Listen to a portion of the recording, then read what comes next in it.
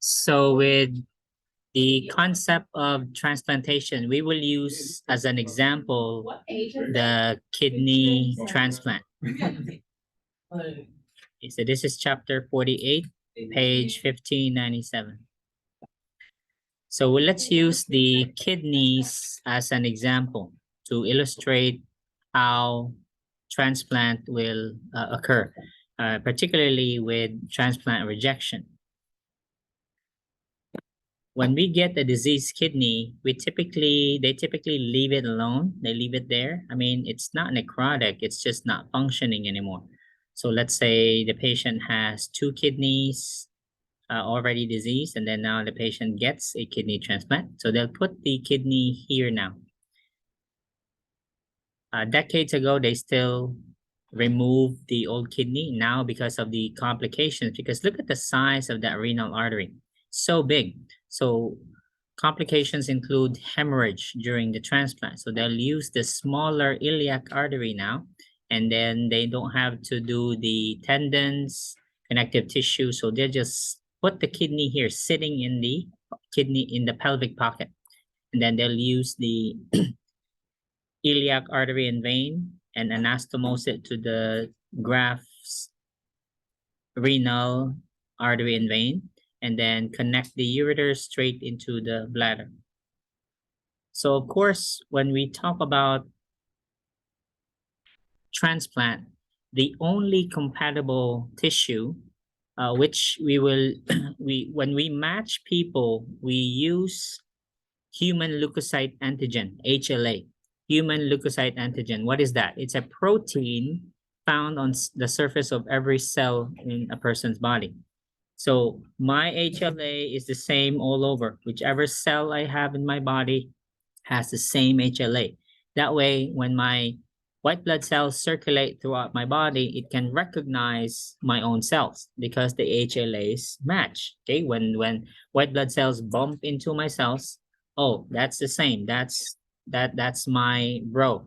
So if the white blood cells encounter an HLA foreign to the body, then that's identified as an invader, right? And then the immune system will be activated, and then we'll start attacking whatever that foreign object is. So the only identical HLA possible in a transplant is that of an identical sibling. How many of you have twins? No. How many of you here have an identical twin? Nobody. So when any of us one day needs a organ transplant, we're gonna have to settle with something close enough. All right. So we'll start with the blood type, same blood type. That's stage one. That's step one. Then next would be the HLA. So we'll just have to settle with close enough. Now, because there's no identical HLA unless you have an identical twin, we have to suppress the host immune system in order to allow the graft to survive. Because otherwise, this graft that has a different HLA, will it eventually be accepted by the host immune system? No, it will forever remain a foreign object, therefore a target for destruction. So to keep it viable, keep it from being destroyed, we will have to suppress the patient's immune system, the host immune system. So we'll give them immunosuppressants forever. As long as that foreign object is there, they'll be taking immunosuppressants. There are three types of rejection that could possibly occur.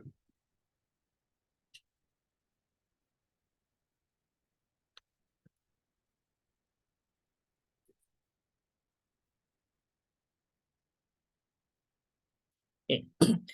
So it can be hyperacute, it could be acute, or it can be chronic rejection.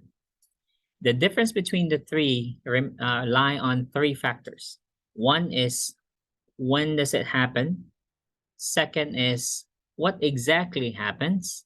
Third, what can be done about it? So those are the three factors that will differentiate the three types of rejection. What are they again? Now, what are the three factors? When does it happen? Why does it happen? When, what exactly happens, and what can be done about it? Okay. Yeah, what can we do? Can we stop it? Can we delay? Questions like that. Okay, because we need to manage, because we want to lose this graft. No, the patient waited a long time for this graft, and then one of the few lucky ones, they get a transplant. Then we want to keep it, of course. Okay, so imagine this patient's life. This is a kidney transplant. So what was happening to the patient before they got the transplant? What were they doing? On dialysis. Who knows for how long, correct? So the patient's life appended with the hemodialysis or peritoneal dialysis, whatever the patient's using. So they're not living a normal life. It's hard. They have to adjust. And now they get the transplant call. Okay, we got a match, a good enough match. So we set up the surgery. First, we will begin, of course, giving immunosuppressants to the patient.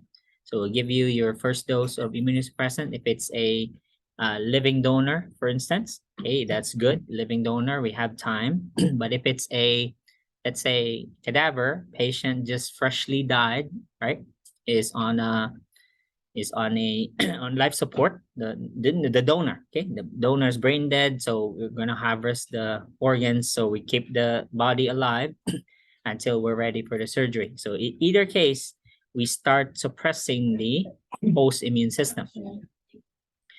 Now, the answer to hyperacute is within 24 hours.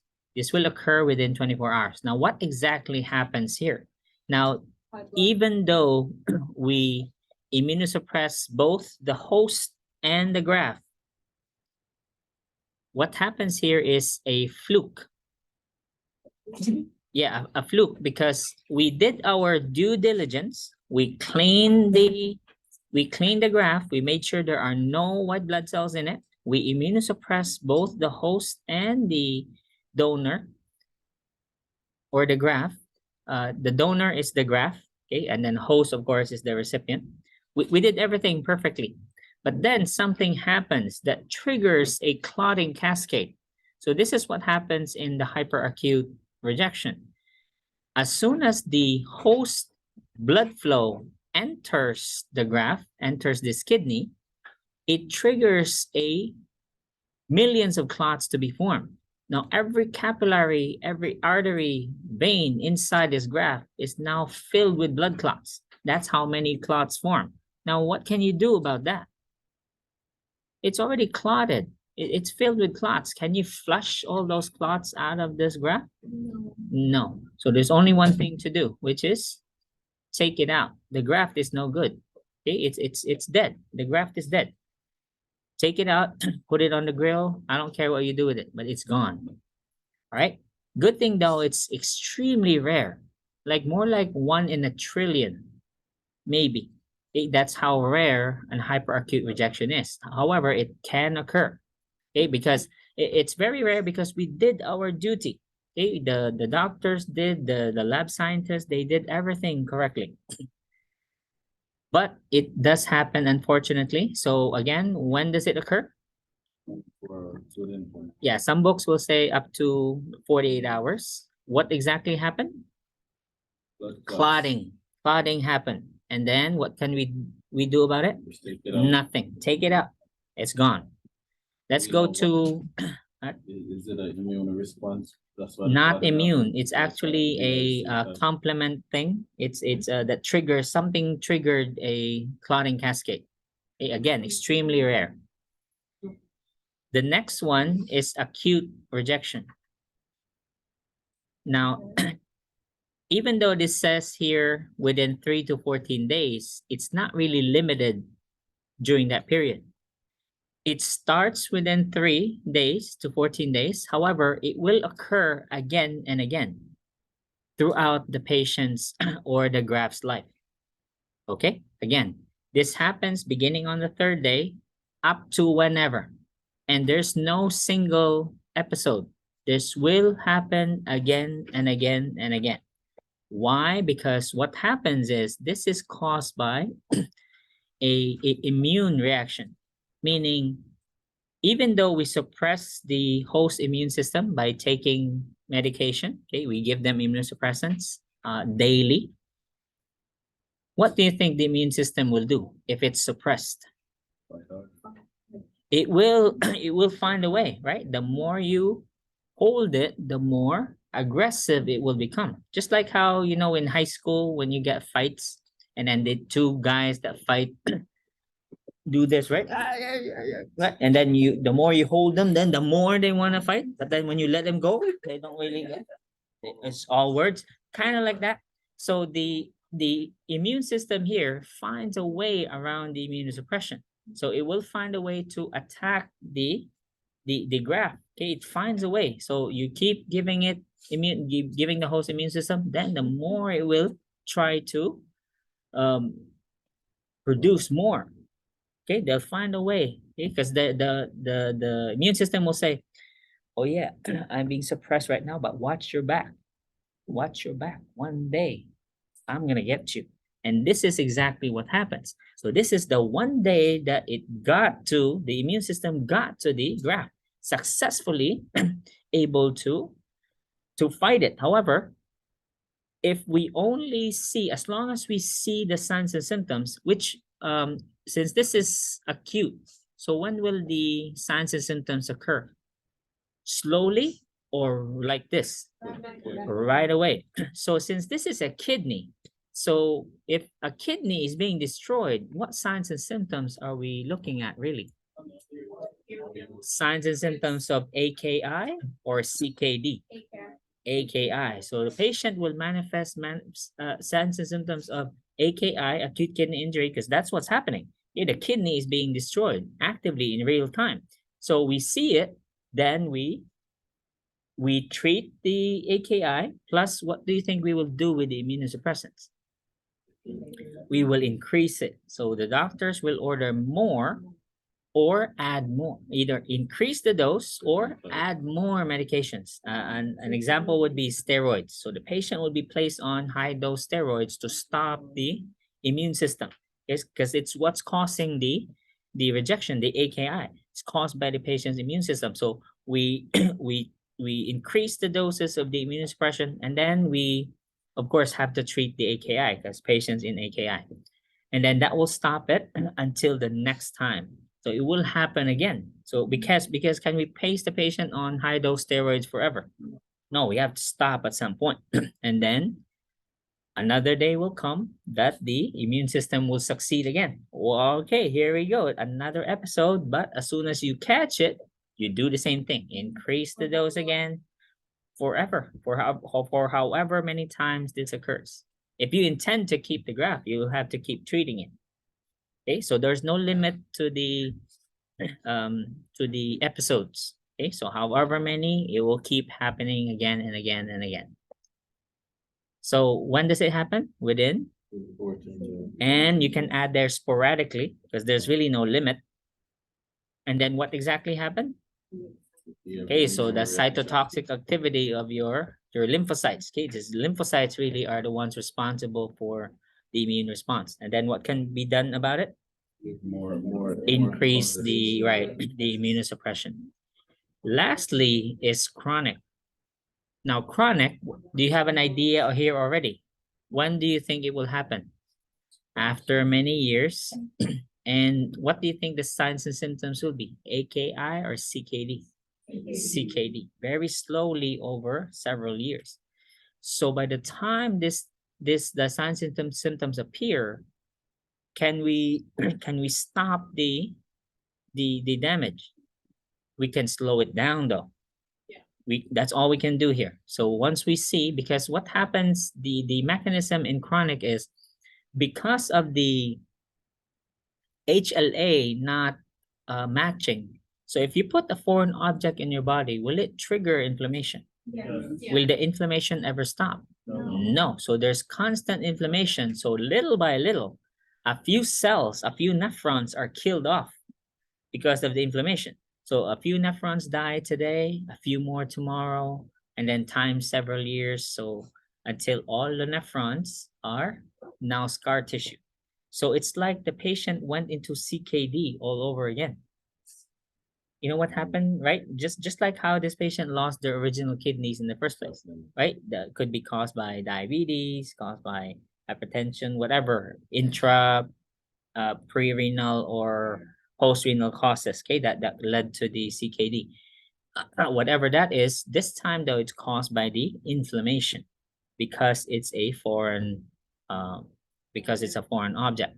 So all we can do here, what's the only intervention is we can try increasing the dose. However, all this will only delay the inevitable because nephron's already dead. So we can only delay the progression. We can't stop it now. You can delay it, buy patient time until the next dialysis. All right? But eventually the patient will lose this graft and then they'll be back on dialysis. Question? If you're lucky, yes. Unless you can find one at the grocery. Yeah, there's really no limit as long as you're you get a compatible match. Yeah, why not? Why wouldn't we? Well, of course, there's politics there. I mean, I don't want to get into it, but there's a board in every hospital with that manages the list, and then they discuss it. So if there's an available organ, they discuss it. So here are our lists. Who do we give this to? Okay, so they narrow the list down, top 3, top 5 maybe, and then they decide. Okay, so it's an ethical dilemma because all are.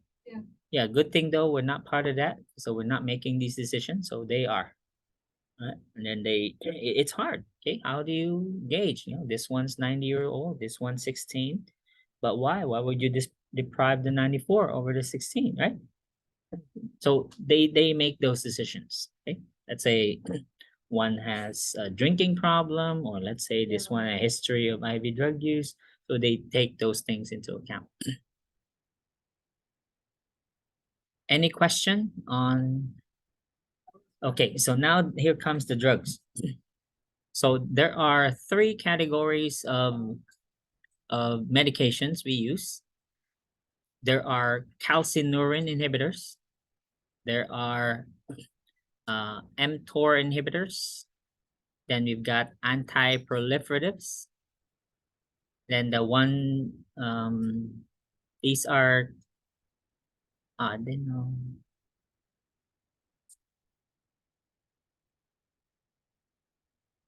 know this was different.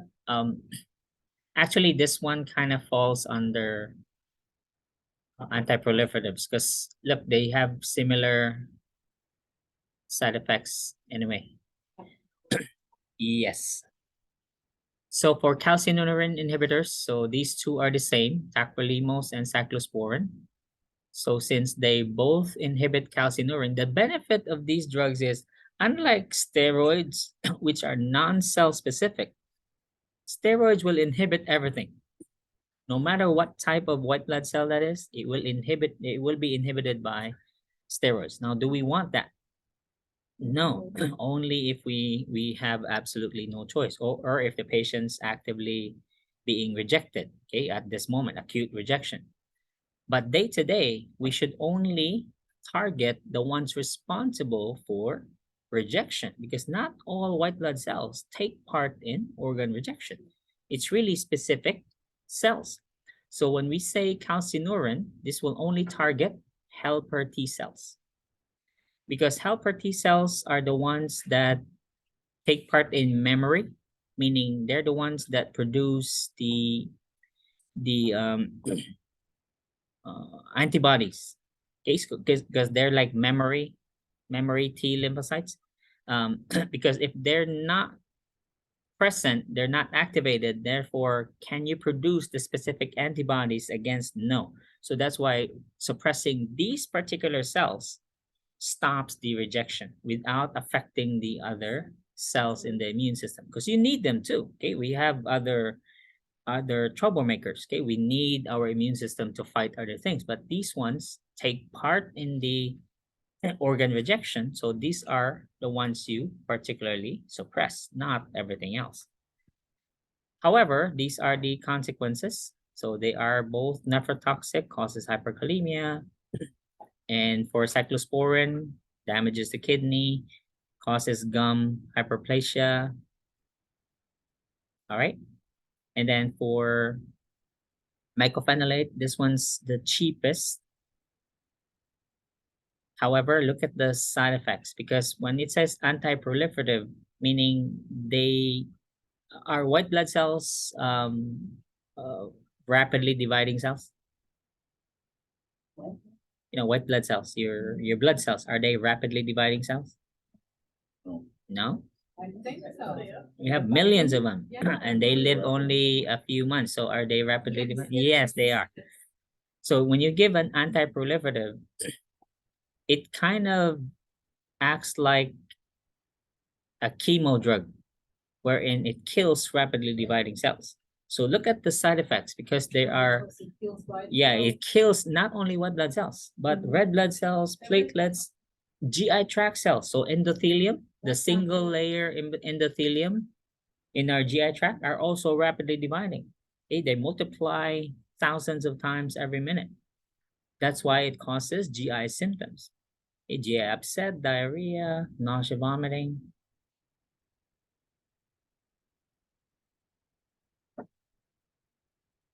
Right? So in everything though, what do they all have in common? They all do what to the immune system? So therefore, what will apply for all drugs? Okay, infection prevention. Okay, so early detection of infection, because can you absolutely prevent infection? No, you're gonna have to deal with early signs. So if they're on these drugs, we know we can prevent it. You know, PPEs, we know nothing alive in that room. You know, no plants, no flowers, no bugs, no cheese, you know, no bacteria in their food. Like, can they eat sushi? No. Can they eat fresh fruits, especially strawberries? You know, because can you really wash strawberries or blackberries? Those ridges, if there's poop in there, can you really remove them? Because no one eats strawberries anymore. Well, are you taking immunosuppressant? No. No, you're fine. Eat poop. Yes. Is there a drug called Mycophenolate? I believe so. Yeah, mycophenolate is here. Mhm. Oh yeah. So the mycophenolate, so look at the side effects. Okay, so it will cause bone marrow suppression. So all blood cells will be low. That's the one. Cheaper one? No. Yeah, it's very effective though, cost effective also, Okay. but these are your side effects.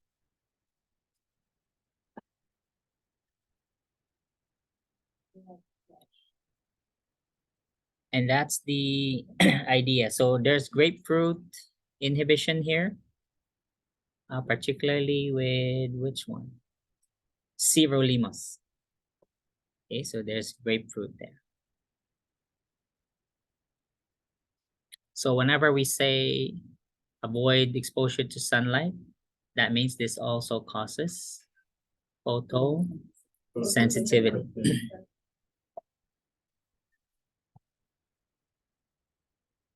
And they're taking these forever.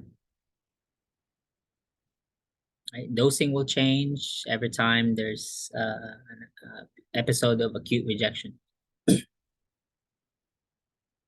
Questions? Very good, children.